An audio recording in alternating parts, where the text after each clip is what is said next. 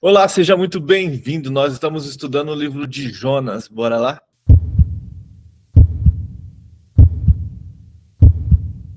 Pai nosso que estás no céu, santo, santo, santo é o teu nome. Vem, Senhor, com o teu reino sobre as nossas vidas. Porque o Senhor é bom, Deus amoroso, Pai da eternidade, o príncipe da paz. Nós te louvamos, te exaltamos, engrandecemos o teu nome, pois o Senhor é o único digno de receber toda a honra, todo louvor, toda a glória, toda a adoração. Santo, santo, santo é o Senhor Deus Todo-Poderoso. Recebe, Senhor, os nossos corações entregues nas tuas mãos. Louvado, exaltado, engrandecido seja o Senhor para todos sempre. Deus soberano, Criador dos céus e da terra, aquele que foi, que é e que há de vir, Rei de todo o universo. Grande é o Senhor e o único, digno de todo louvor, de toda adoração, único digno de ser honrado, exaltado, engrandecido, soberano sobre todas as coisas. Obrigado, Pai querido, por mais um dia de vida. Obrigado, Senhor, por essa oportunidade de louvar ao Senhor. Obrigado pelo fôlego de vida, obrigado pela casa, pela família, obrigado pelo pão que nos alimenta. Obrigado, Senhor, pelo teu cuidado assim em coisas que nem imaginamos. Pelos livramentos que o Senhor nos dá que a gente nem imagina. Louvado seja o teu nome, Pai. Obrigado pelas pessoas que o Senhor tem colocado nos nossos caminhos. Que o Senhor continue abençoando, derramando graça sobre nossas vidas e sobre a vida dessas pessoas. Obrigado também, Pai, pelas pessoas que o Senhor tem tirado do nosso caminho. Pessoas as quais o Senhor sabe que iria nos desviar do caminho. Que o Senhor continue, Pai, a ministrar aos nossos corações. Obrigado, Senhor Jesus, por tudo o que fez por nós. Obrigado porque deixou a sua glória, nasceu de uma virgem, viveu a sua vida ali, sua infância, sua juventude. Obrigado porque teve o seu ministério, nos ensinou sobre o teu reino, nos trouxe palavras de transformação. Obrigado, Jesus, porque esteve na terra, fez o que nós não somos capazes de fazer. O Senhor viveu sem pecar. E sem pecado foi morto na cruz pelos nossos pecados. Se entregou por nós.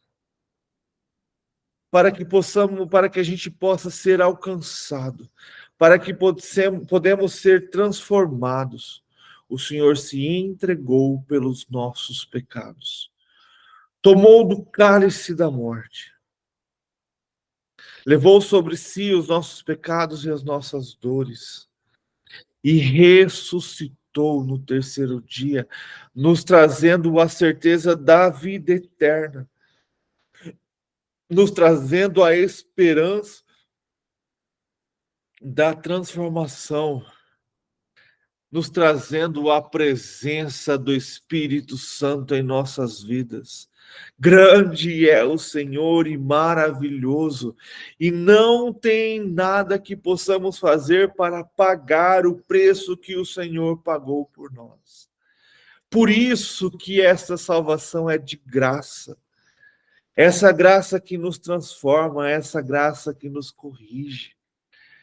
Essa graça que vem para nos purificar, nos justificar, nos santificar. Louvado seja o Senhor. Obrigado, Jesus, porque ao entrar nesse lamaçal, neste pecado e vencê-lo, o Senhor nos resgatou de lá. E essa jornada ao seu lado tem nos levado a uma nova vida. Obrigado, Pai, por tudo que o Senhor tem feito. Obrigado por tudo que o Senhor ainda vai fazer em nossas vidas. Louvado, exaltado, engrandecido seja o Senhor. Espírito Santo, eu te clamo nesta manhã. Venha ministrar aos nossos corações. Vem falar aos nossos corações, à nossa mente e através da tua palavra. Que possamos sim tirar proveito de tudo que temos estudado para levar para as nossas vidas. Para que a gente possa sim viver esta vida de santidade diante do Senhor. Espírito Santo, derrama sobre nossas vidas os teus dons.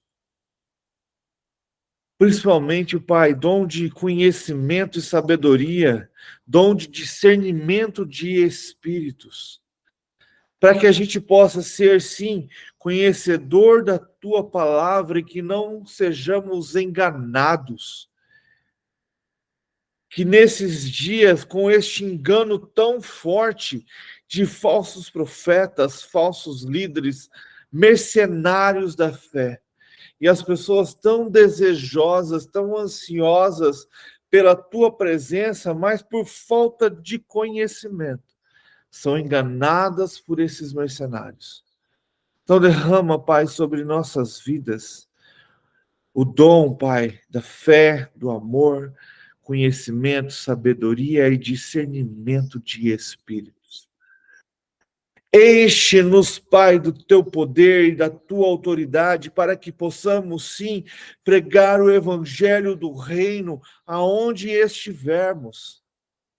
Para que possamos, sim, Pai, pregar o evangelho do reino com toda a autoridade e poder vindos do teu Espírito, até as últimas consequências. Que o nosso objetivo primário das nossas vidas seja levar o evangelho do teu reino.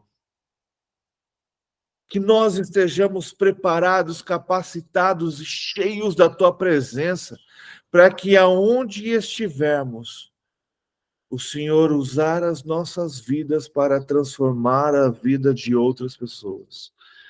Que sejamos luz neste mundo cheio de trevas e cheio de escuridão. Pai amado, perdoa os nossos pecados. Perdoa, Senhor, essa nossa vida. Muitas vezes pecamos com os nossos olhos, cobiçando e desejando aquilo que não nos pertence. Quantas vezes não conseguimos controlar a nossa boca, a nossa língua, e falamos coisas que não agradam ao Senhor. Quantas vezes as nossas atitudes diante da internet, das redes sociais, dos streams, têm envergonhado ao Senhor, têm nos afastado do teu Espírito. Perdoa, Pai, perdoa, Senhor, os nossos pecados. Que a sua misericórdia nos alcance todos os dias. E que possamos, sim, cada dia mais andar na tua presença e cada dia mais o Senhor nos revelar pecados escondidos no passado que precisamos de arrependimento.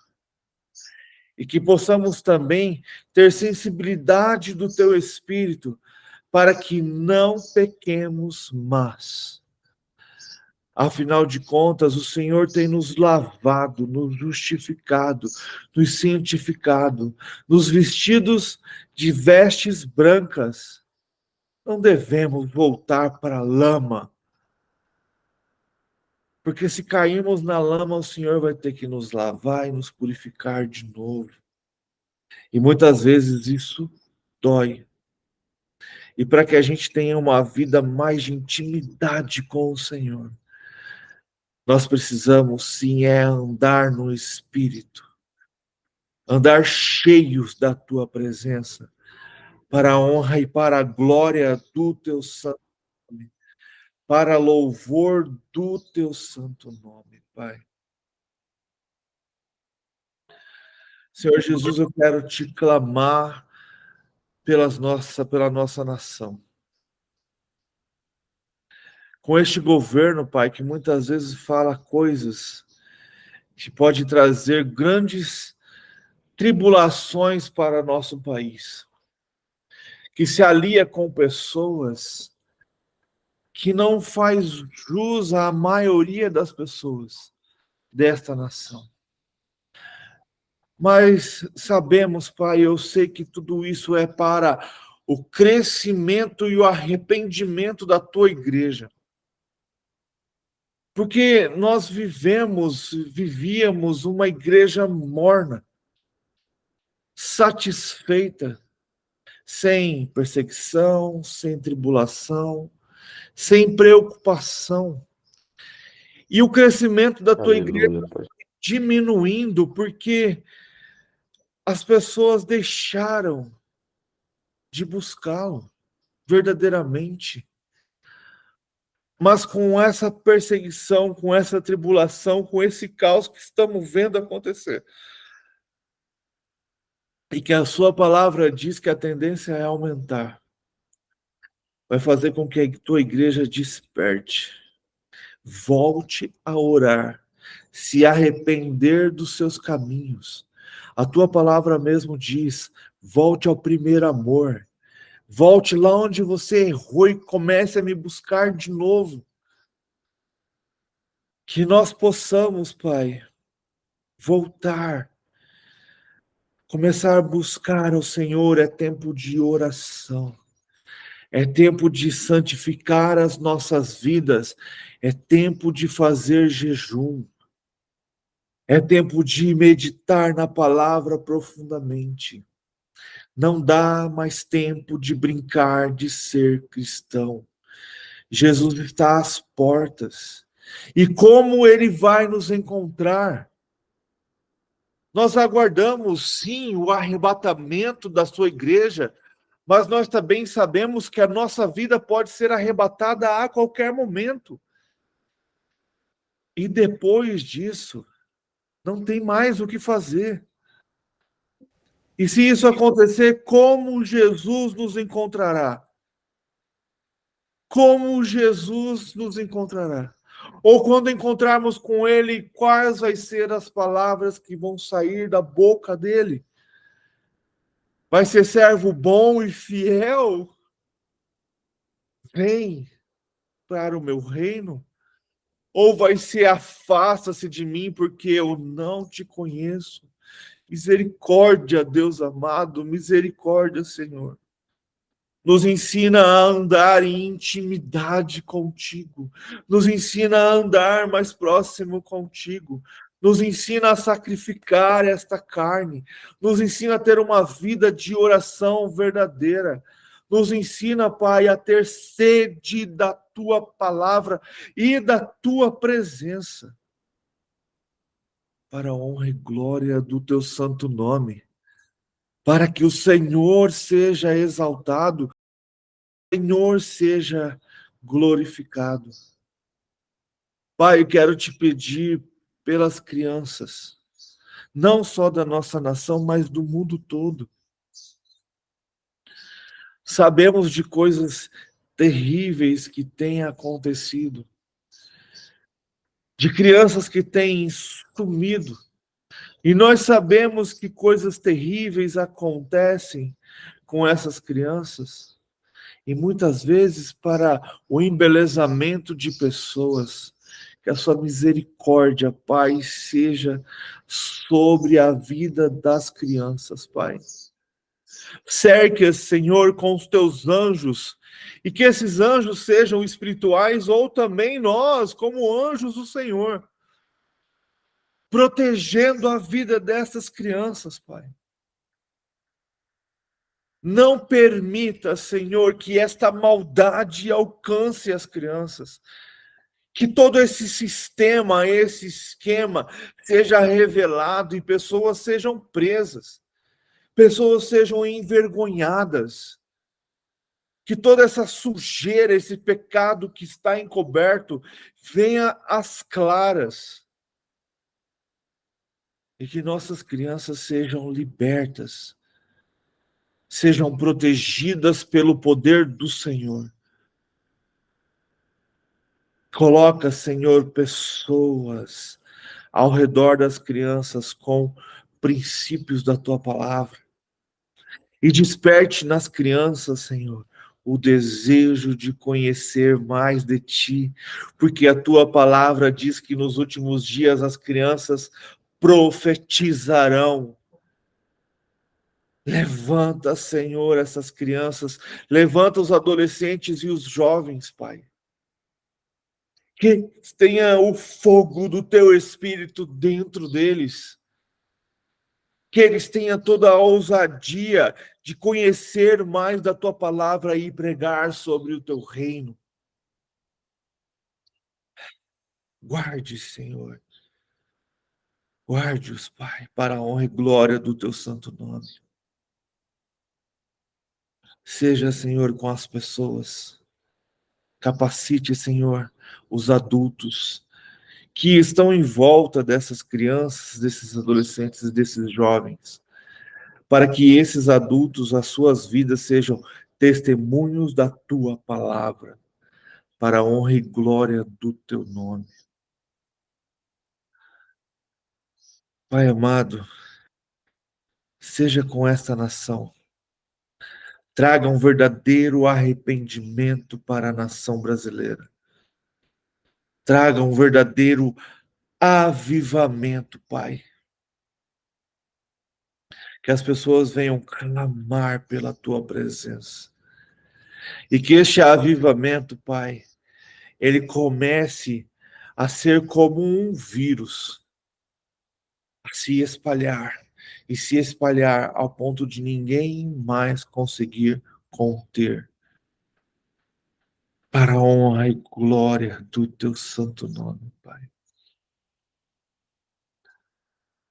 Pai querido, quero te pedir por Jerusalém, por Israel, pelo todo o Oriente Médio, porque toda essa guerra, muitas pessoas inocentes morrem.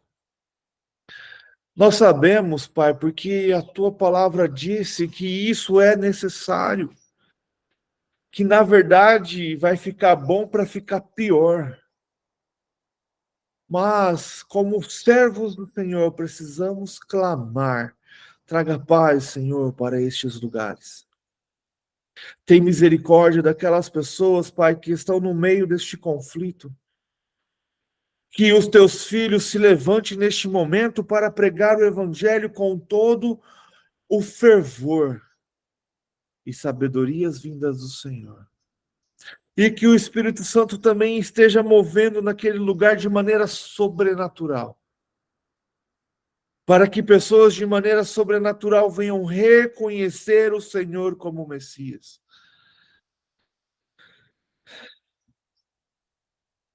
E que este conflito, Pai, abra os olhos da igreja. Que possamos compreender e começar a ver os teus sinais. E começamos verdadeiramente a interpretar os teus sinais. Que possamos, Pai, ter esse espírito de entendimento, de discernimento das coisas que estão acontecendo. Não nos deixe ser enganados, Pai. Se é o que queima em nossos corações, no meu coração, de que o Senhor está muito próximo de voltar, que isso queime também no coração da liderança da igreja, que comece a queimar no corpo da igreja, e que todos comecem a ver os teus sinais e buscar ao Senhor com temor e com tremor. Porque sim, desejamos, ansiamos pela sua volta. Mas será que a tua igreja está preparada para a tua volta? Pai amado, sei que existem várias linhas de pensamentos, mas se fôssemos para ser arrebatado nesse instante, será que seríamos? Será que a tua igreja estaria preparada para ser arrebatada? Ou será que ficaria a grande maioria porque acham que estão prontos, acham que serão, acham que estão vivendo isso, mas quando começa a pensar, a verdade é que temos uma igreja morna, pessoas com os pezinhos na tua presença, pessoas que não mergulham na tua presença. Pai amado, traga essa transformação para dentro da tua igreja. Traga este avivamento, traga este primeiro amor, traga essa transformação dentro da igreja. E que sejamos, Pai, sim, atentos a todas as coisas que estão acontecendo e todas as coisas que ainda vão acontecer. Não importa o momento em que seremos arrebatados, o que importa é, estamos prontos para isso? O Senhor pode confiar em nós nesses momentos de dificuldade para levar o evangelho do reino? Será que estamos preparados para pregar o evangelho do reino até as últimas consequências? Será que estamos preparados como os missionários que vão ali para a janela 1040, prontos para entregar as suas vidas pelo evangelho? Será que a igreja brasileira, nessa tranquilidade que vivemos, se for um pouquinho apertada, ela vai continuar servindo ao Senhor? Por isso, Pai, precisamos deste avivamento, dessa transformação da igreja, para que se comece, sim, ter uma igreja sólida, uma igreja que está mergulhada na tua presença, uma igreja que está buscando a tua palavra, que está orando, uma igreja que faz jejum, uma igreja que entende a tua palavra, uma igreja sem religiosidade, uma igreja quebrantada, uma igreja transformada, uma igreja que clama, que se arrepende dos seus pecados. Uma igreja que entende o seu amor, mas também compreende a sua justiça. Uma igreja que sabe que o Senhor está voltando e que ela precisa agir. Desperta, Pai, essa igreja que dorme. Pois a tua palavra mesmo diz que quando o noivo estiver chegando, a igreja estará dormindo. E infelizmente metade dela não vai estar preparada para a chegada do noivo. Ah, Deus, tem misericórdia das nossas vidas, Pai. Tem misericórdia das nossas vidas. E que esta guerra que está acontecendo, Pai, seja um despertar da tua igreja. Seja um despertar do teu povo. E que a plenitude, Pai, dos gentios seja alcançada, para que a plenitude dos judeus seja alcançados, e todos sejamos enxertados na videira que é o Senhor, para que assim os céus se rompam e todo o poder do Senhor venha para esta terra, tomar posse do reino que é seu, para a honra e glória do teu santo nome. Para que o Senhor seja exaltado, para que o Senhor seja glorificado, para que o Senhor seja sempre honrado, Pai amado. Abra os nossos olhos, abra o nosso entendimento, que possamos sim, Pai, ver todas as coisas que estão acontecendo, e que possamos sim, Pai, ter compreensão do que o Senhor está fazendo. Que possamos, sim, Pai, ouvir os teus profetas e não ser como o povo de Israel, que quando o Senhor levantava os seus profetas para avisar que grandes coisas iriam acontecer, o povo de Israel desdenhava dos profetas, ao ponto de até matá-los. Que não sejamos assim, Pai. Que sejamos, sim, cheios do teu Espírito, sedentos da tua presença e sensíveis à sua voz. E que possamos, sim, Pai, compreender e ter discernimento para entender tudo o que está acontecendo. Para que possamos, sim, ser essa geração que vai acelerar a volta do Messias. Que possamos, sim, ser essa geração que o Senhor está preparando para os últimos dias. Que possamos, sim, ser a geração que o Senhor vai derramar esse espírito de Elias, onde toda a ousadia e coragem de pregar o evangelho do teu reino, com toda a autoridade vindas do teu Espírito, como diz a tua palavra, aonde as crianças e os jovens vão profetizar, os velhos terão sonhos, terão visões das coisas que vão acontecer. Abra os nossos olhos, Pai. Abra o nosso entendimento. E que possamos, sim, Pai, estar preparados para encontrar com o Senhor face a face. E que possamos, sim, ser chamados de filho amado. Que possamos, sim, receber a pedra branca com os nossos nomes. Que possamos, sim, entrar em teu reino e reinar junto com o Senhor. Que possamos, Pai, enquanto estamos aqui, buscar essa vida de santidade, essa vida de intimidade contigo, esse relacionamento contigo, que possamos sim ter uma vida em sintonia com a do Senhor, mergulhados na tua presença, na tua palavra, independente das coisas que estão acontecendo ao nosso redor. Que o Senhor seja o primeiro em nossas vidas.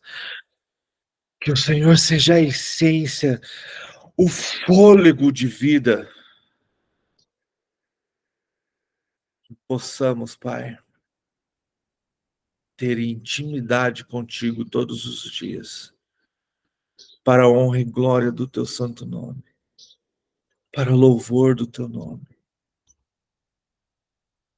Console, Pai, os corações daquelas pessoas que estão perdendo, pessoas amadas no meio de uma guerra, de um conflito.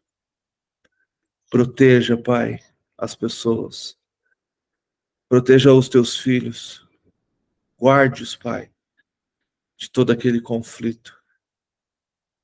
E que no meio de toda essa tribulação se levante pessoas ousadas para pregar o teu evangelho. Para a honra e glória do teu nome. Porque teu é o reino, o poder e a glória para todos sempre. E como temos estudado, nada acontece sem que o Senhor permita. Louvado seja o Senhor. Continue a ministrar aos nossos corações. Em nome de Jesus. Amém. Vamos lá, então, a gente está lendo o livro de Jonas. A gente já leu os 2 primeiros capítulos. A gente viu Jonas recebendo, então, uma ordem para ir até a cidade de Nínive. Ir lá anunciar o que o Senhor tinha mandado ele anunciar. E a gente, então, vê Jonas fugindo geograficamente do Senhor, pegando um barco e tentando fugir das ordens do Senhor, não obedecendo. Não sabemos, como a gente viu ontem, se por medo ou por ódio daquela cidade, mas ele escolhe desobedecer ao Senhor. No meio dessa sua desobediência, a gente vê um grande problema acontecendo. Deus traz uma grande tempestade, né? E aquele barco quase afunda. E a única solução que os marinheiros têm, dada pelo próprio Jonas, é ser jogado no mar. E Jonas, então, é jogado no mar, porque senão não tinha outra solução. Então o mar se acalma, mas Jonas está afundando e é engolido por um grande peixe. E ali no seu momento de quase morte, Jonas já provavelmente dentro do peixe, sem saber se a gente parar para pensar, sem saber exatamente o que está acontecendo, porque 3 dias ali dentro ele clama ao Senhor. E é interessante que de dentro desse peixe Deus ouve o clamor,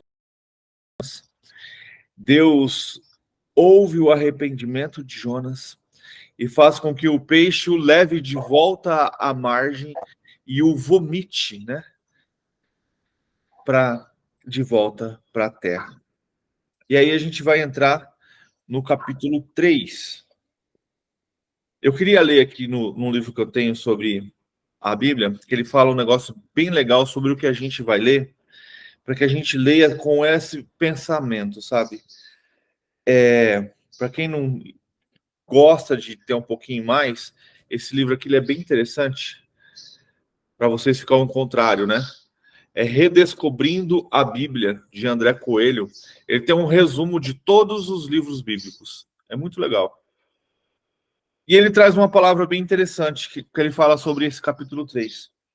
Ele fala assim que o avivamento que ocorreu em Nínive é o maior registrado na Bíblia, pois todas as pessoas da cidade, aproximadamente 600 mil habitantes, clamaram fortemente a Deus e se arrependeram de seus pecados.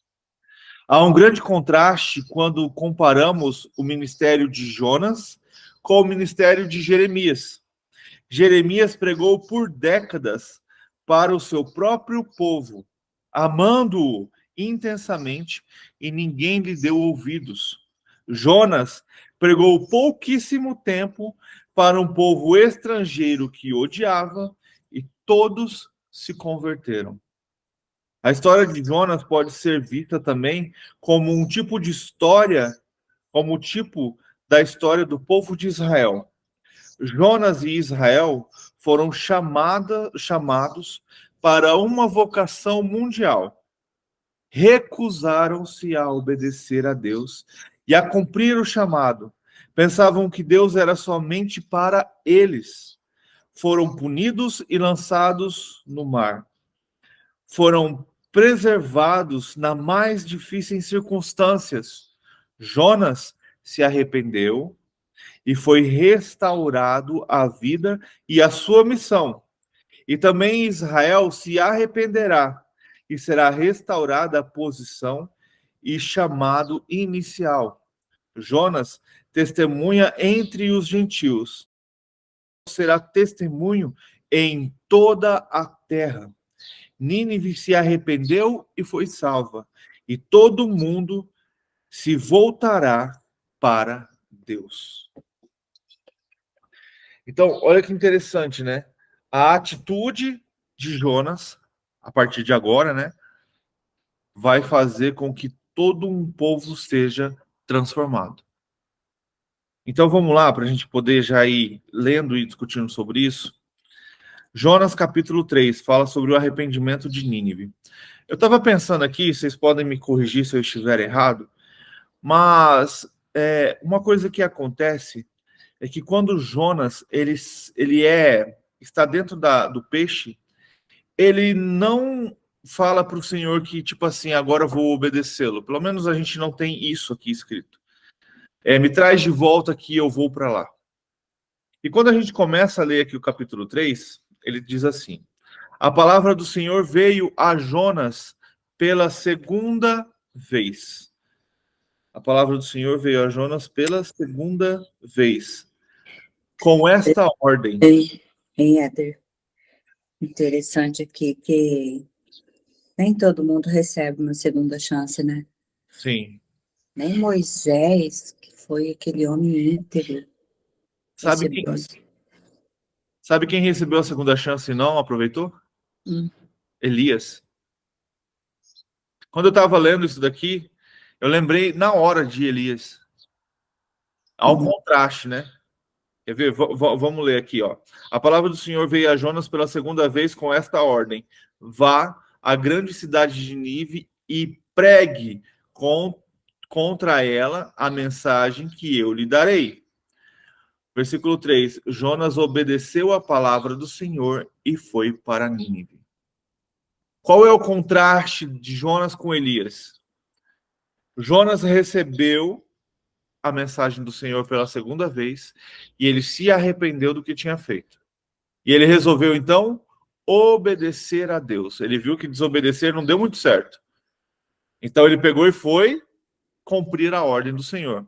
Contrariado? Provavelmente. Mas foi obedecer à voz do Senhor. Elias fica na caverna. Lembra da cena de Elias na caverna? Deus fala: Elias, o que você está fazendo aqui? Aí Elias fala: Senhor, só sobrou eu. Dos teus profetas só sobrou eu, e Jezabel está doida porque ela quer me matar. E se eu morrer, quem vai falar do Senhor? Aí Deus fala: cara, desce, porque eu separei 7.000 que ainda guardam a minha palavra. Vá lá e fale para eles. O que Jonas faz? Continua na caverna. Aí Deus vem pela segunda vez e fala: Jonas, ó, Elias, o que você está fazendo aí? Elias fala de novo a mesma coisa. É como se Elias não tivesse aprendido com a primeira vez. E Elias repete: Senhor, só sobrou eu. Aí Deus fala de novo: cara, tem 7.000, faz assim agora.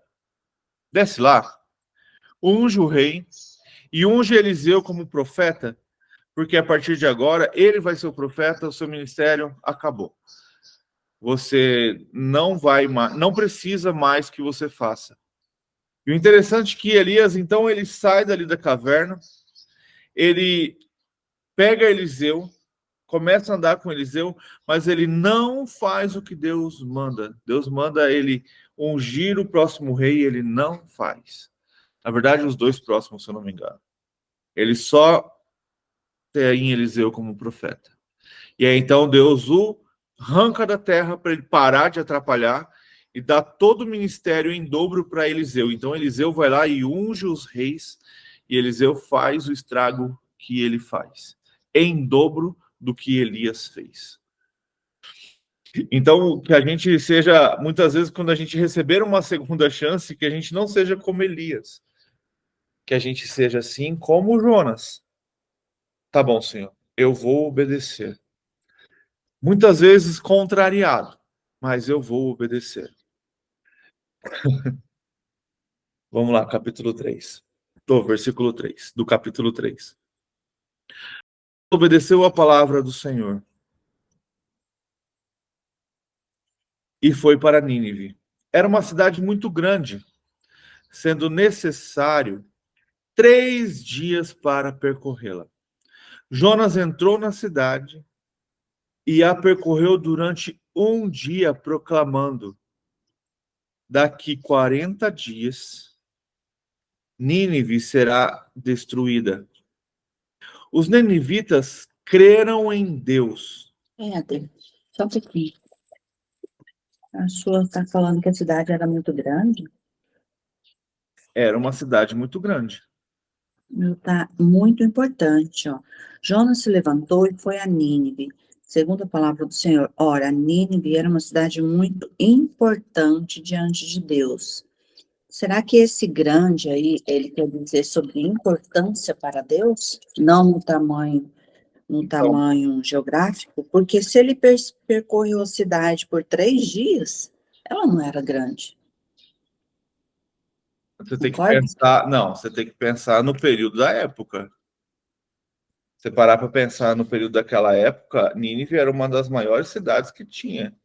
E percorrer a pé durante 3 dias para poder chegar de uma ponta a outra é uma jornada bem grande. Pensa só, quanto você consegue andar durante um dia? E a gente está falando de uma população de 600 mil habitantes. Hoje nós temos Campo Grande aí 1 milhão de habitantes. A gente não consegue a pé atravessar.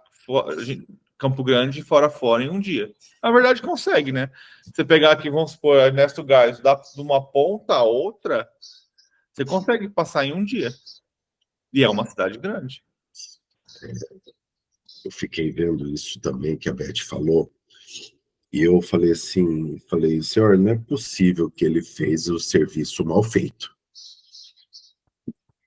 Uhum. Falei, o senhor acabou de dar uma segunda chance e ele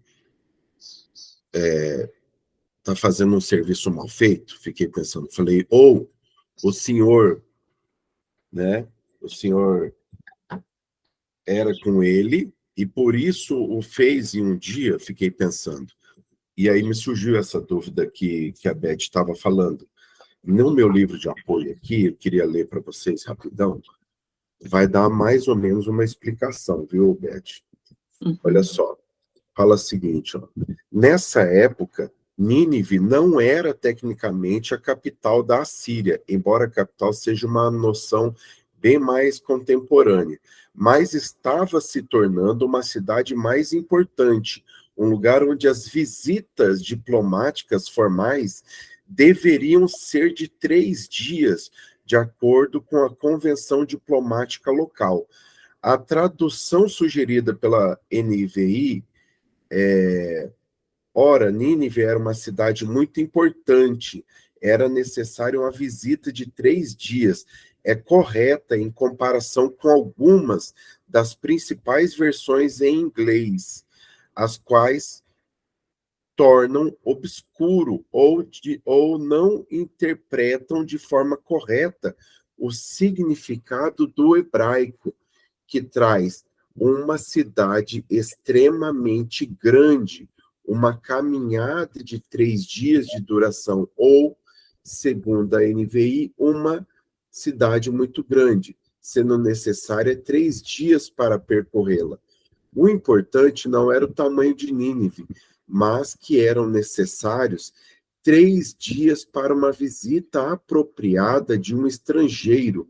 No primeiro dia, um representante de Estado, embaixador, membro da realeza, chegaria, providenciaria acomodação, localizaria as autoridades com que precisava conversar e apresentaria a elas suas credenciais.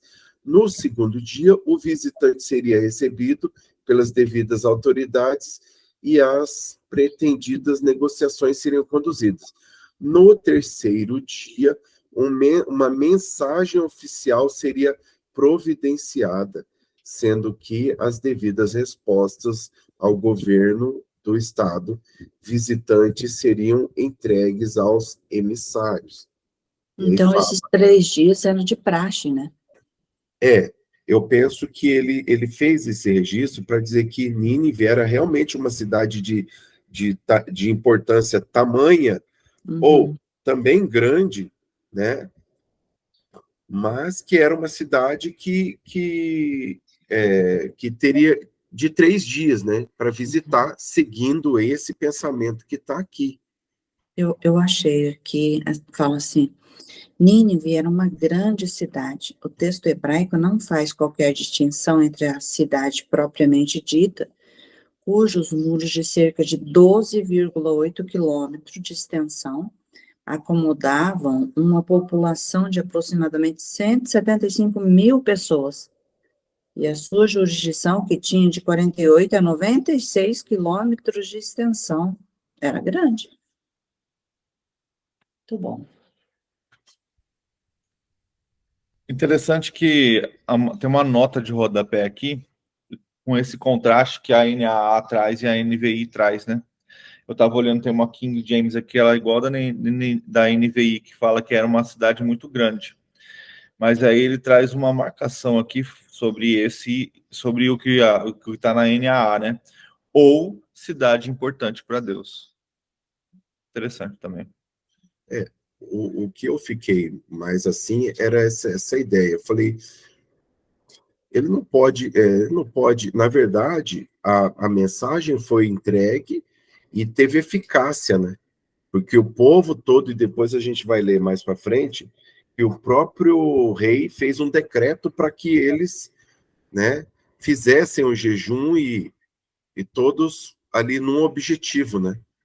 Então, ou seja, foi eficaz, a entrega aconteceu, a entrega da mensagem aconteceu de forma exemplar, vamos dizer assim. Então, não foi mal feito o serviço.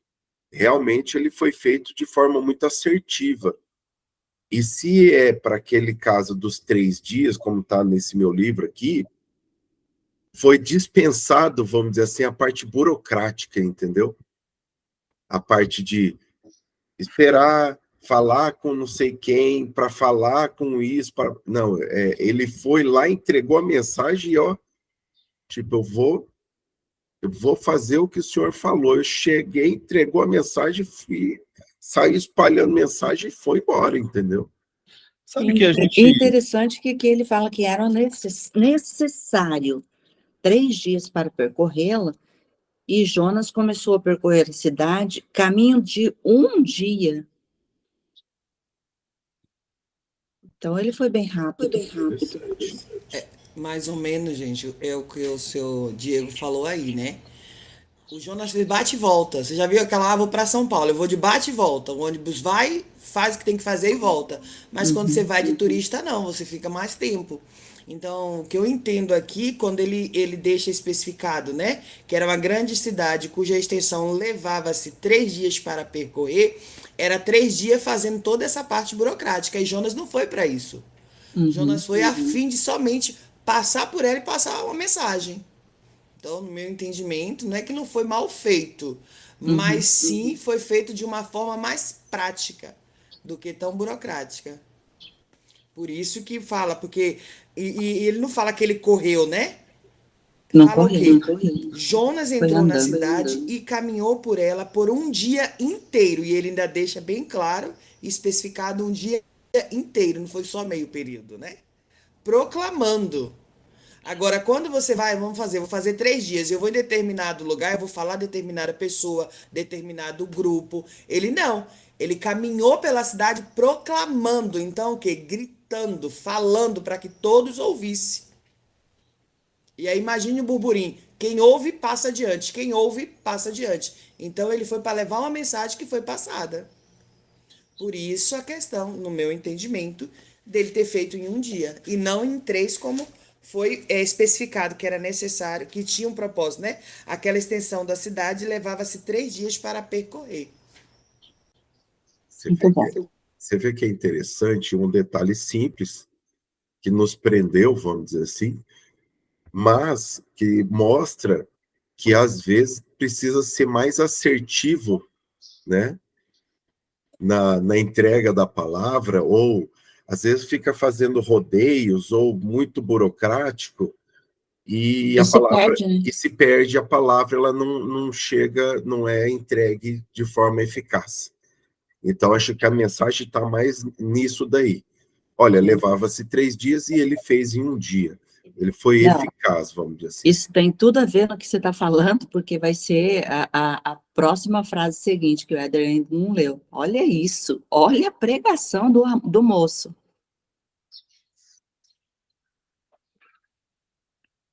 Eu quero trazer uma contenda de leve sobre isso. Eu vi uma vez, a Bíblia, ela fala que ele pregou durante esse dia essa mensagem de que Nínive seria destruída em 40 dias. Daqui 40 dias Nínive será destruída. Aqui fala, se a gente pegar e pensar na história, Jonas sai da cidade e fica esperando a cidade ser destruída. Lembra? Ele sai da cidade, senta num lugar distante, cruza o braço ali e fica esperando fogo cair do céu. Aí Deus vai, cria uma árvore para ele ali, para ele ficar na sombra. Olha que loucura, né? Acho que é isso mais ou menos que vai acontecer no capítulo 4. Você acha que ele ficou 40 dias sentado esperando acontecer? Ou será que ele ficou... Ó, isso é uma conjectura, tá? A Bíblia, muitas vezes, a gente está preso em 3 dias, mas esses 3 dias, como o Diego leu, era 3 dias para percorrer a cidade dessa maneira política. E Jonas levou essa mensagem no primeiro dia de que daqui 40 dias Nínive será destruída. Preguei hoje. Se amanhã eu for pregar de novo, qual vai ser a minha mensagem? Vai ser a mesma? Não, né? Vai ser daqui 39 dias. Vai ser daqui 38. Daqui 37. Eu vi uma vez uma série, um filme, eu não lembro agora o que eu vi, mas falando sobre Jonas. E diz que Jonas não pregou só um dia, ele pregou durante todos esses dias. A Bíblia está falando aqui que ele, em um dia, ele proclamou daqui 40 dias Nínive será destruída. E os ninivitas creram em Deus, proclamaram um jejum e todos eles, de maior ao menor, vestiram-se de pano de saco. Você acha que eles fizeram um jejum de 40 dias? É só para a gente pensar, eu posso estar totalmente errado.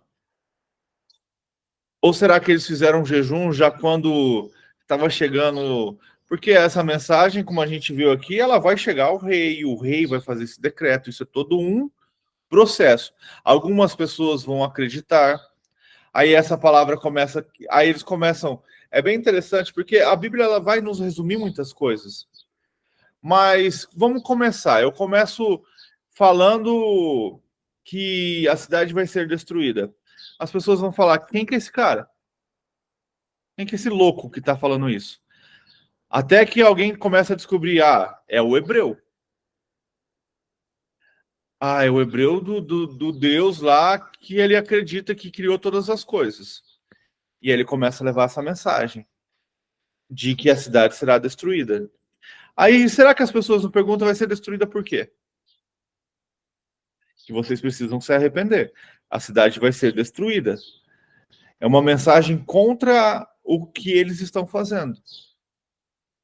A gente não vai achar aqui, né? Aqui, até nos meus comentários, não vai ter mais ou menos essa ideia. Mas quando eu vi isso e agora veio na minha mente, se a gente parar para pensar, Jonas ele sai de Nínive já esperando a destruição dela. Não é isso que vai acontecer? E será que foi exatamente, ele pregou um dia e foi embora?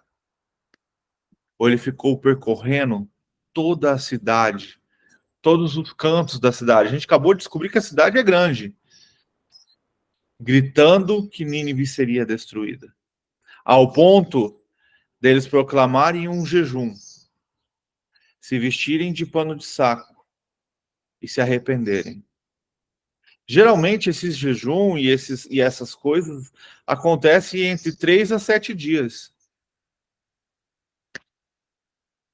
Vou continuar lendo. Versículo 6. Quando as notícias chegaram ao rei de Nínive, ele se levantou do trono, tirou o manto real, vestiu-se de pano de saco e sentou-se sobre cinza. Então fez uma proclamação em Nínive: por decreto do rei e de seus nobres, não é permitido que nenhum homem ou animal, boi ou ovelha, provar coisa alguma. Não comam, nem bebam. Cubram-se de pano de saco, homens e animais, e todos clamem a Deus com todas as suas forças. Deixem os maus caminhos e a violência.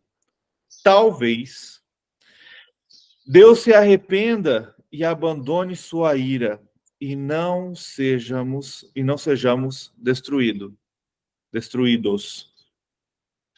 Tendo em vista que eles fizeram tendo em vista o que eles fizeram e como abandonaram os seus maus caminhos, Deus se arrependeu e não os destruiu como tinha ameaçado.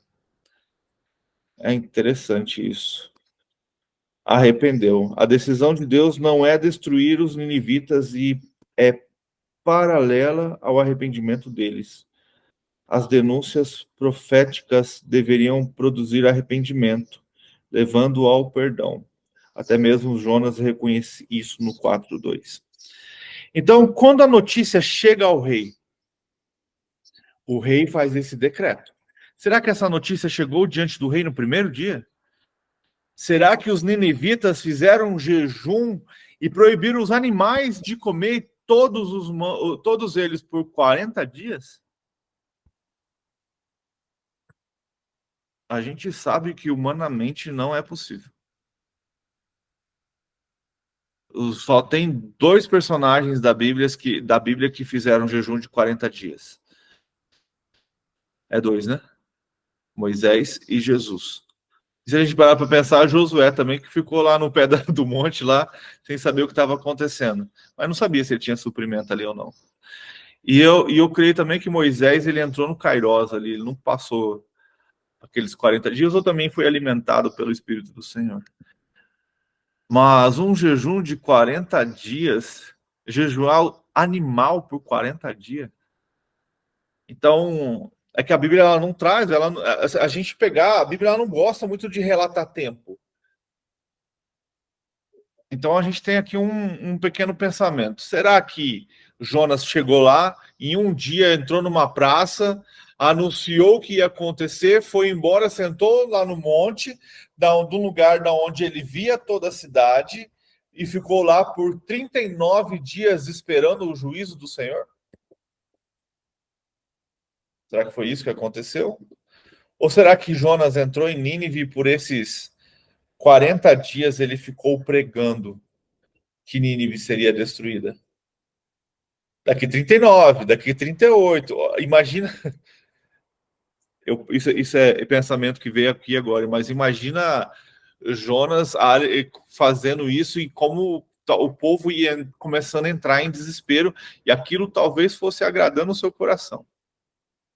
Eu queria levantar uma coisa aqui, gente. Que a gente hoje está só 3 dias.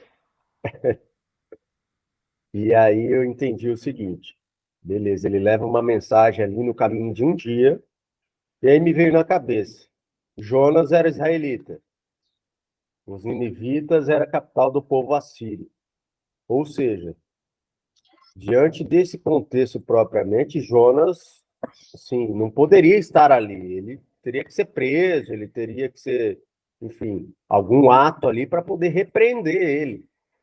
Então, as pessoas vendo Jonas ali pregando uma mensagem de arrependimento, eu acredito que só dessa situação, tipo, um inimigo tá aqui pregando essa mensagem, já houve um grande impacto. Vocês estão conseguindo entender o contexto, assim, de o quão estranho, né? Um israelita, uma pessoa que um inimigo realmente declarado, trazendo essa mensagem aqui. E aí, essa mensagem ela gera um impacto tão grande que não precisava, talvez, ter percorrido esse caminho de 3 dias, mas apenas de um dia, a tal ponto que inflamou realmente, contaminou e chegou até o rei. Eu estou observando dessa forma aqui. Mudando. Pode falar, Sobre isso, né, que ele falou, a mensagem foi realmente impactante, né? Agora, a questão é que aqui no meu livro eu falo o seguinte sobre isso que você falou, né? Um estrangeiro está ali e falando e pregando, né? Alertando, né? Ele poderia ser preso e tudo mais. Só que aqui traz um detalhe interessante. Jonas fez parte somente do primeiro dia de visita, fazendo contatos à maneira de um embaixador. Tá? No mundo antigo, o ofício dos profetas era visto como algo semelhante ao de um embaixador, uma vez que representavam a um deus. Assim, eles gozavam de um certo tipo de imunidade diplomática e status de membro da corte, o que pode ser observado, por exemplo, na história de 1 Reis 22, ou na íntima associação de Isaías com os reis de Judá. A mensagem de Deus o inspirou a transmitir, proporcionava 40 dias que o povo se arrependesse, implicando assim que o arrependimento poderia evitar o castigo. Aí já vou entrar numa outra questão aqui. 40 é uma palavra utilizada algumas vezes no Antigo Testamento para significar uma quantia indefinidamente grande, como a palavra dezenas. O povo de Nínive reconhecia essa maneira comum de se fazer uma advertência.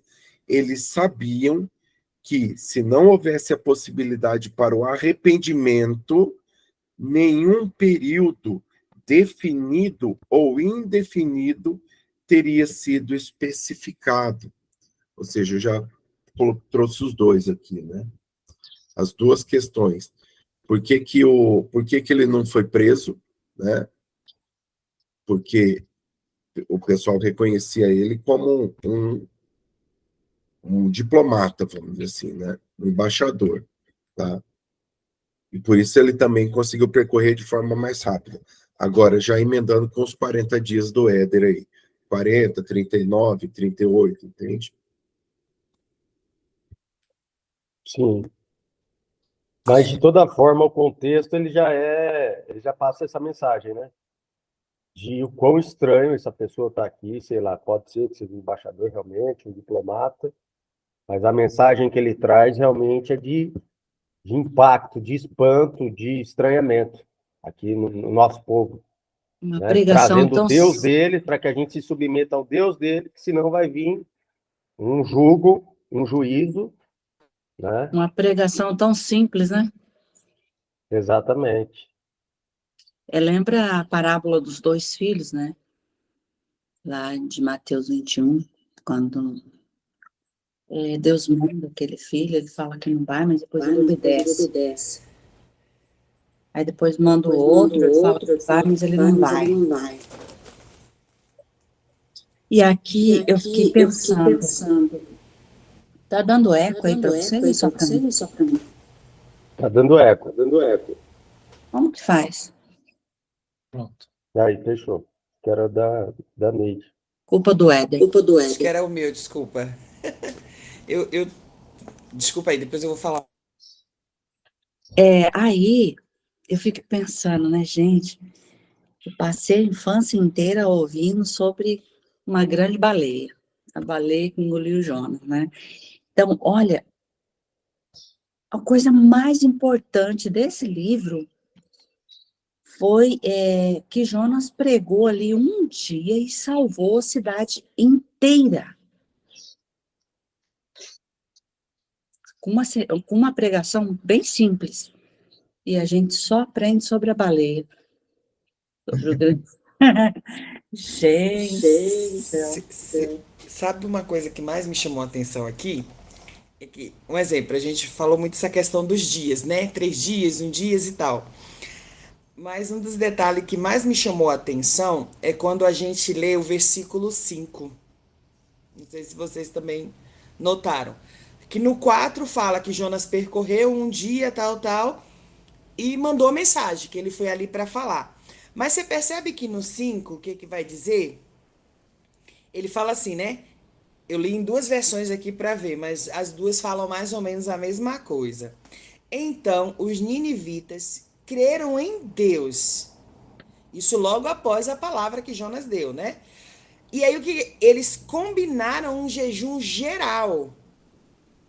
E todo o povo, dos mais importantes e ricos aos mais simples e pobres, se vestiram com uma roupa feita de pano grosseiro, né? A fim de demonstrar publicamente que reconheciam seus pecados e estavam arrependidos. Aí tem outra versão aqui que fala assim, né? E os homens creram em Deus e proclamaram jejum, vestiram-se de saco, né? Desde o maior até o menor. Mas, interessante que primeira atitude veio do rei ou do povo? Do povo. Do povo. Que foi primeiro que ouviu. E aí o que acontece? Essa atitude do povo fez com que o quê? Quando o rei de Nínive tomou conhecimento da pregação. e de tudo que ocorria na cidade. Então, os primeiros que ouviram já creram e já tomaram essa atitude. E a atitude desse povo fez chegar até quem? Até o maior, vamos dizer, que era o rei. E aí que o rei fez o quê? Tomou conhecimento da pregação e de tudo que ocorria na cidade. E ele se levantou do seu trono, né? Tirou o manto real, vestiu-se também de pano de saco e sentou-se sobre as cinzas. E aí, gesto de humilhação, né? Então proclamou. Mas quando ele proclamou, né, em Nínive, e fez um decreto, o povo já estava fazendo algo. Percebe-se? Então, quando o decreto do rei foi estabelecido e foi feito, o povo já estava fazendo de alguma forma. Então, eu penso assim, que o decreto do rei veio para, eu confirmo que esse povo já está fazendo. É como se eu desse, tipo assim, um aval para o que o povo está fazendo, eu também concordo. Porque eu penso que quando Jonas percorreu, começou a proclamar, todo mundo ouvia. Alguém ali no meio tomou esse posicionamento. Né? Então, o que a gente pode fazer para mudar essa decisão do Senhor? Que aí vai falar, né? Mas o decreto do rei foi além do que o povo vinha falando, porque quando ele fala aqui no 5, ele fala que pessoas importantes, pessoas ricas, né? Do mais simples ao mais rico. Mas o decreto do rei já foi maior ainda, até os animais. Já pegou uma outra categoria, né? Aí que ele fala dos bichos e tudo, né? Todos. Aí no 8º vai dizer, né? Cobrir-vos de vestes de arrependimento e lamento, tanto as pessoas como os animais. E todos os cidadãos orem a Deus com todas as suas forças. Cada pessoa abandone o seu mau caminho e toda a sua atitude violenta. Mas se a gente lê no 5, o povo já tinha tomado uma atitude. Que interessante. Eu não sei se vocês estão tendo a mesma percepção que eu, mas que interessante, né? Porque de repente poderia ter que esperar o rei fazer um decreto para que a gente possa tomar uma atitude. Então, quando eu recebo uma palavra, significa que primeiro ela vai surtir efeito em mim, para que de mim alcance quem está à minha volta. É só uma fala, viu, gente? Sim. Sabe o que é interessante? É que seu mic tá dando. Eu? O interessante é que, se a gente parar para pensar, Jonas não pregou arrependimento. Já pararam para pensar nisso? O Jonas, ele não pregou arrependimento. Ele não falou, se arrependam, porque... Ou então Deus vai destruir a cidade de vocês daqui 40 dias. O Jonas falou, a cidade de vocês vai ser destruída daqui 40 dias. Foi uma atitude do povo clamar e se arrepender. Em nenhum momento o Jonas falou para eles fazerem isso. É que, na verdade, Éder, Hã? ele queria que ninguém acreditasse, né? Ele obedeceu a Deus só. Então ele falou assim, olha, daqui 40 dias a cidade de vocês será destruída. Mas ele não falou, se arrependam para que Deus não faça isso. Na verdade, a gente vai ver lá que depois ele faz uma oração falando, pô, então me mata logo, já que o senhor manda eu fazer as coisas e não faz o que o senhor mandou fazer. Então, o povo se arrepende por si só. O povo começa, como a Neide falou, do mais humilde começa a entender a mensagem e começa a gerar este arrependimento até chegar ao rei e toda a cidade se arrepender e buscar e clamar ao Senhor. E é interessante que ele fala assim, por que Deus não destruiu? Porque eles se arrependeram dos seus maus caminhos. E quando você se arrepende dos seus maus caminhos, você não os comete mais. E você sabe o que é interessante, o senhor falando isso aí, é a prova que quando a pessoa está no erro, ela tem consciência de que está errada. Isso aqui, porque como o senhor fala, ele não pregou arrependimento, mas por que houve o arrependimento? Porque quando ele fala lá, a cidade toda vai ser destruída, né? Peraí, por Deus, que vai nem por um exército. Por que essa cidade será destruída? Provavelmente esse povo entendeu que é porque as minhas atitudes estão sendo erradas e eu vou ter consequências dela. Peraí, eu tenho que corrigir agora a minha rota, corrigir agora o meu caminho, né? Então é a prova de quando você ouve uma palavra e essa palavra vem de Deus, ela causa em você o quê? Uma reação. Porque, como o senhor falou, ele não pregou de arrependimento, mas o povo se arrependeu, porque no fundo, tinha consciência do que fazia errado. A palavra só trouxe a clareza, vamos dizer assim, o que aos olhos humanos estava escondido na luz. Porque quando o rei fala assim, ó, e o rei faz o decreto, lá no final ele vai falar, cada pessoa abandone o seu mau caminho, né? E toda a sua atitude violenta. Então, esse rei tinha consciência que o povo tinha mau caminho, tinha atitude violenta. Porque ele já determinou o que o povo tinha que fazer.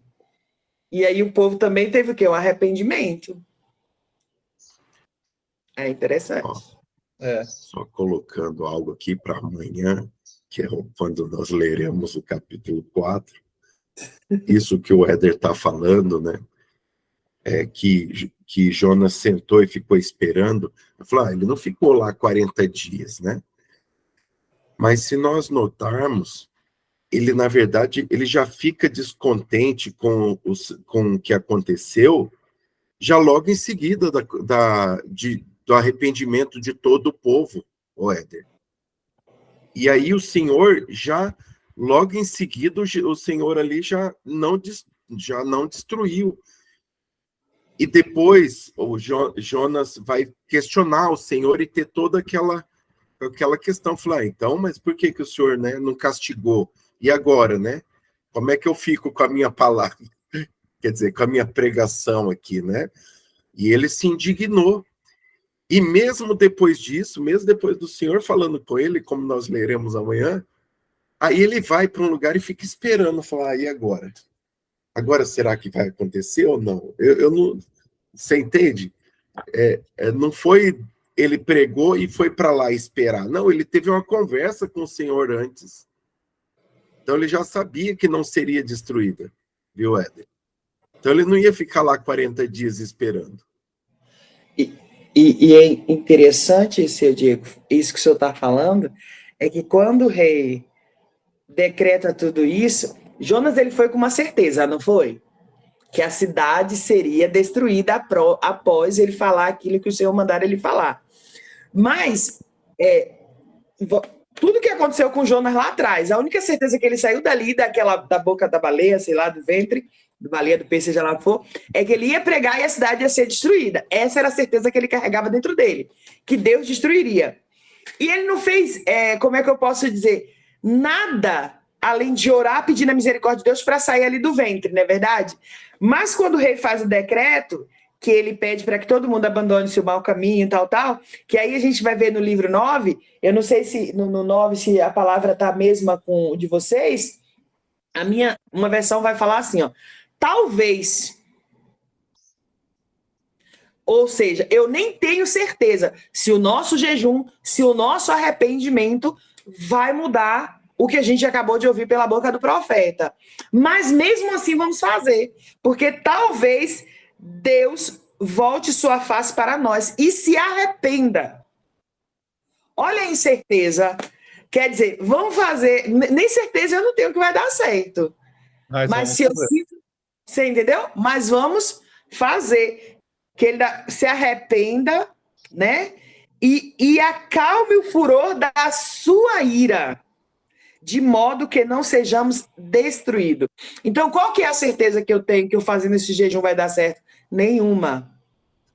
Mas mesmo assim eu vou fazer, que é como se fosse a minha última válvula de escape, né?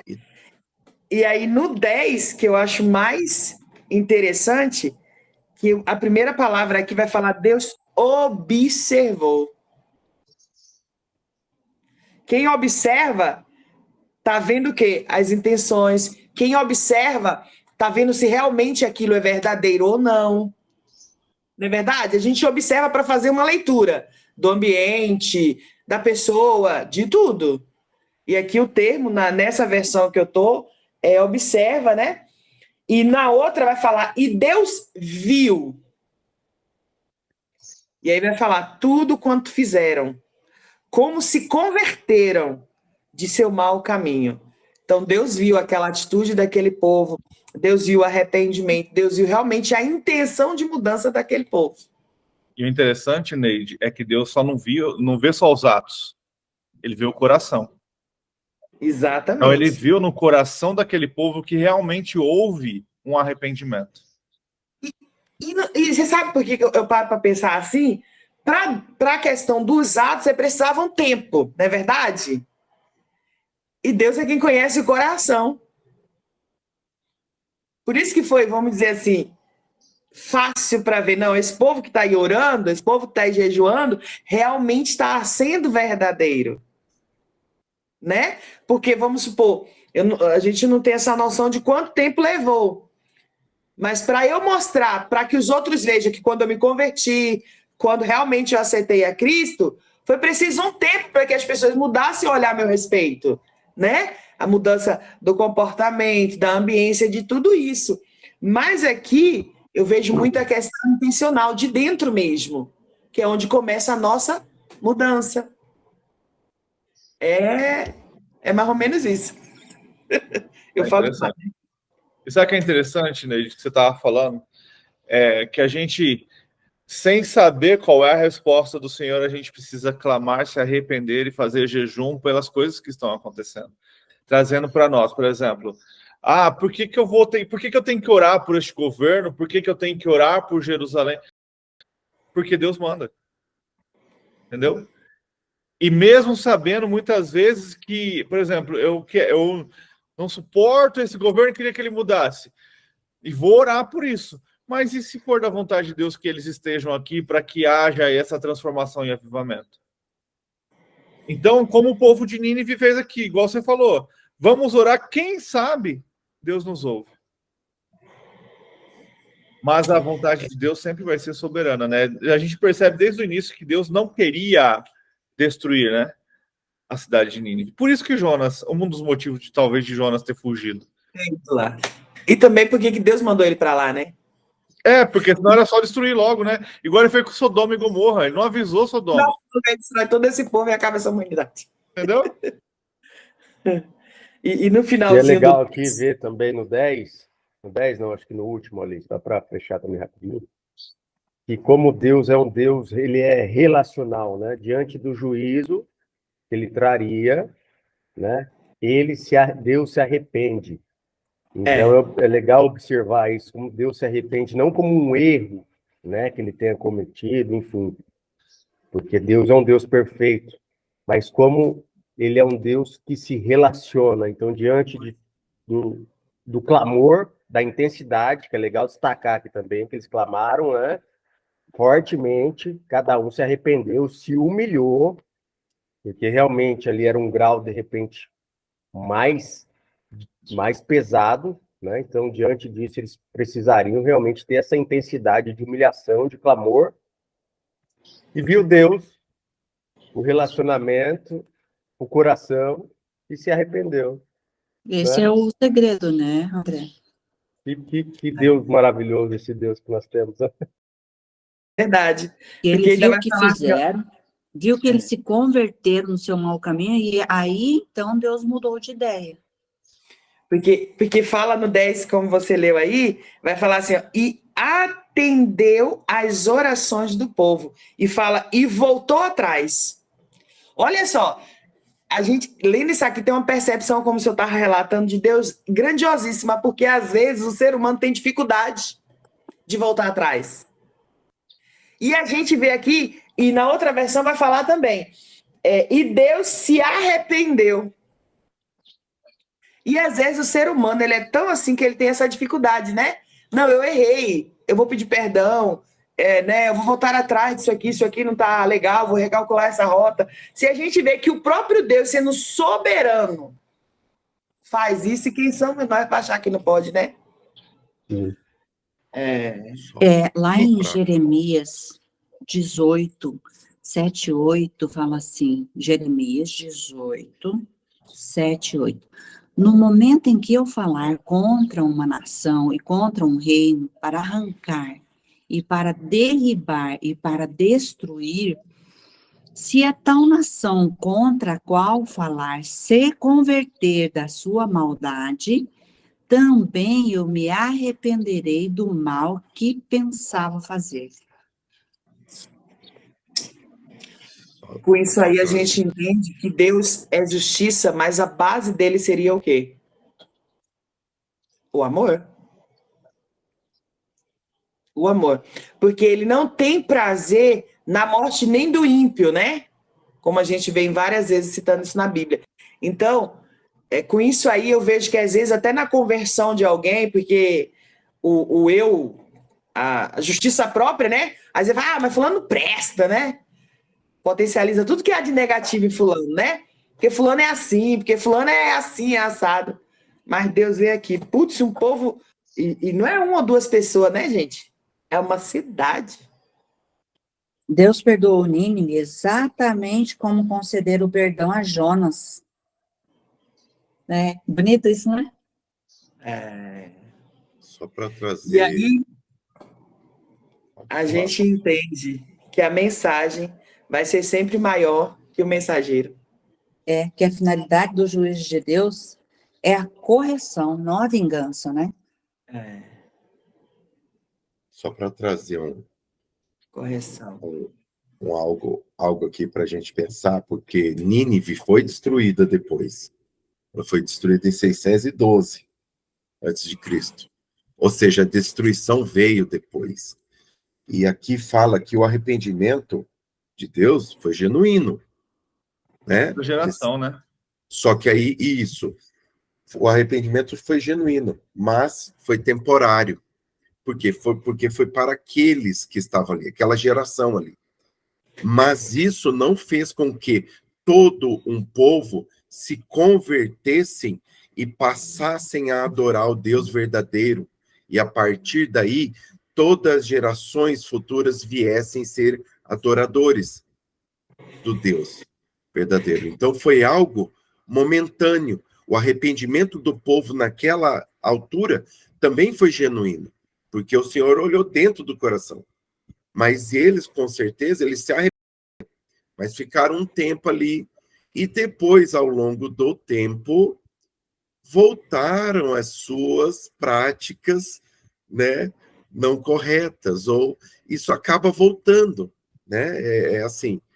E é isso mesmo, se a gente não nos vigiar, né, se a gente não cuidar, daqui a pouco desvia do caminho. Então, assim, imagina para um povo acostumado já, sem adorar o Senhor. Então, eles se arrependeram ali naquele momento, o Senhor olhou, se arrependeu também, e falou, tá bom, mas então não será agora. Só que aí, quando foi mais lá para frente, numa outra geração, a destruição veio. Então, a palavra dele se cumpriu.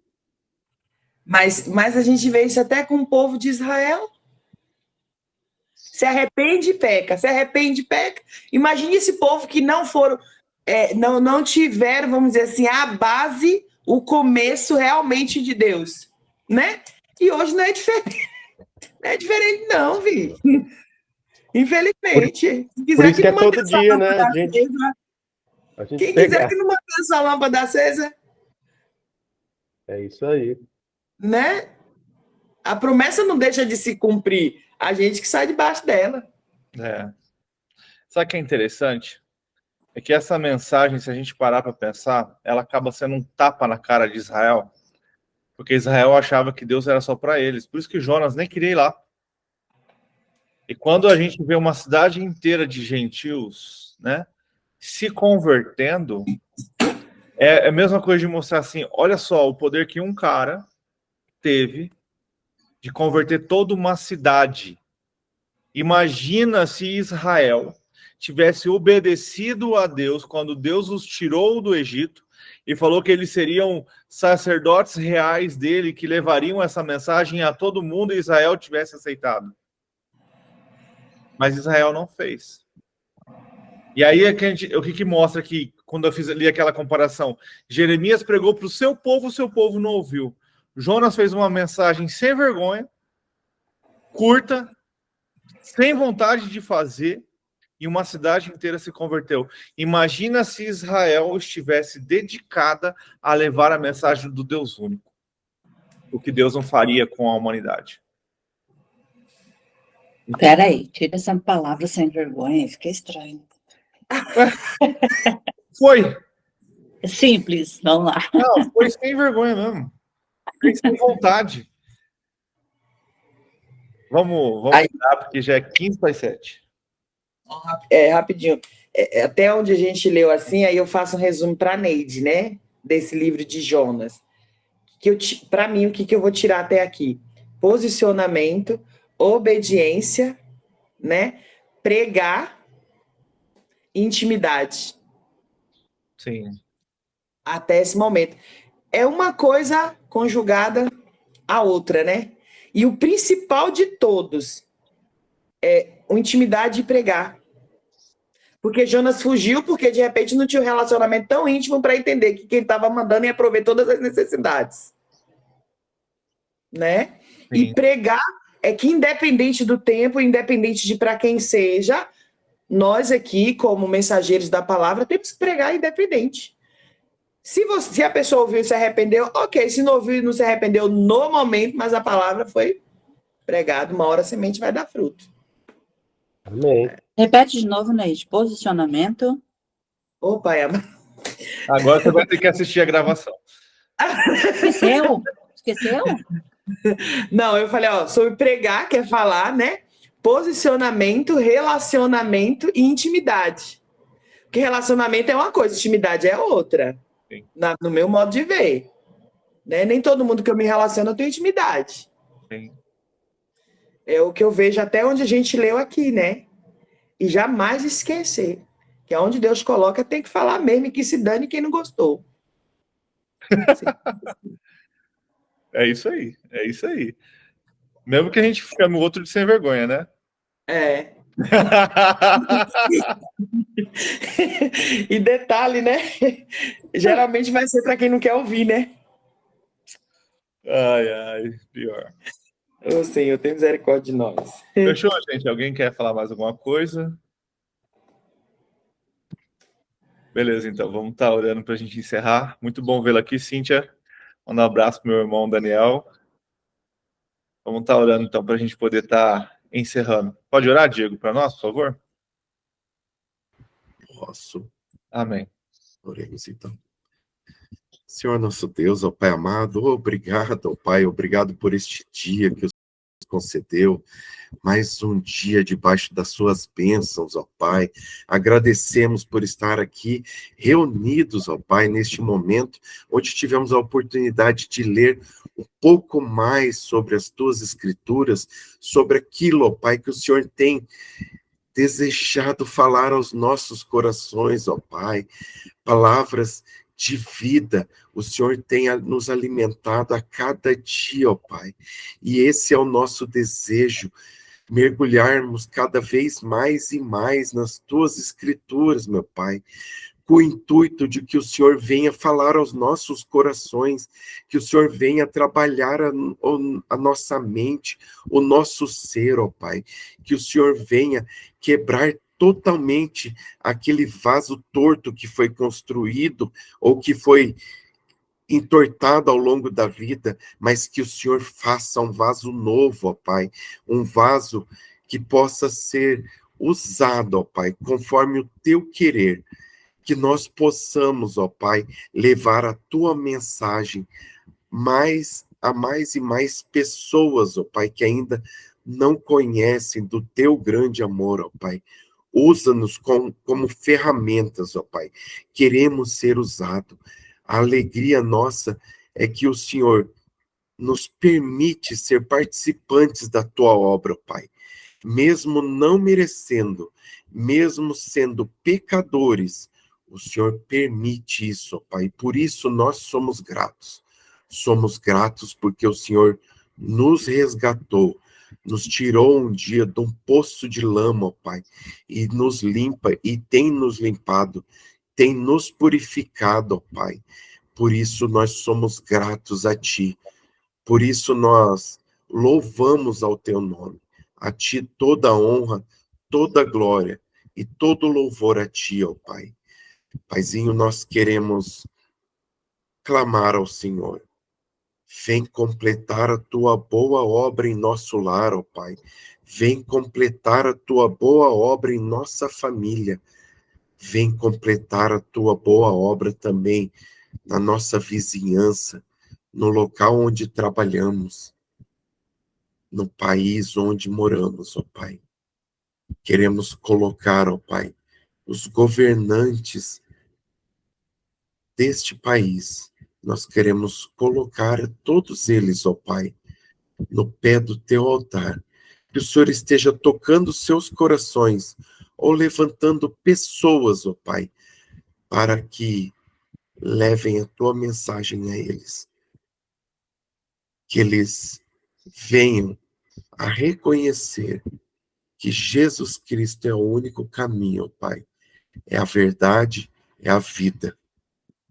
Que eles não fiquem sem ouvir esta verdade, ó Pai. Queremos pedir também, ó Pai, por todos que estão passando por momentos de tribulações, por problemas de saúde, por problemas de relacionamento, por ansiedade e depressões.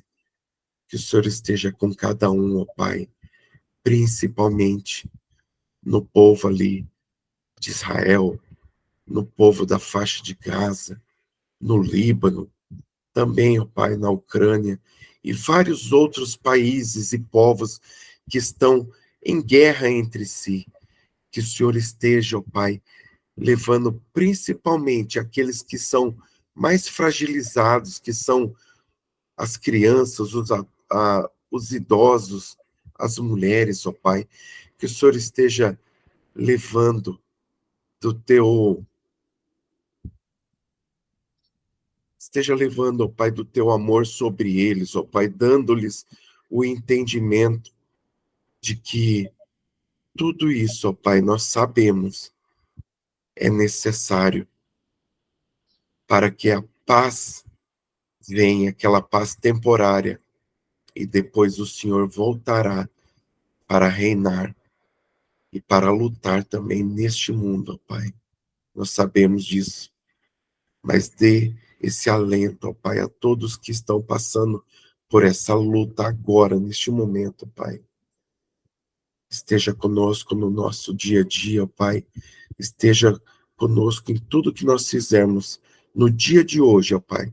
Tudo que falarmos, tudo que fizermos, que seja para a honra e para a glória do Seu santo nome, ó Pai. A ação que nós fazemos, em nome do Seu Filho amado, Jesus Cristo. Amém. E assim a gente finaliza mais um capítulo. É maravilhoso estudar a palavra do Senhor e Deus sempre está falando conosco. Que Deus te abençoe, que você tenha uma vida excepcional e, como sempre, eu desejo que este amor, essa vontade de conhecer mais da palavra de Deus aumente no seu coração.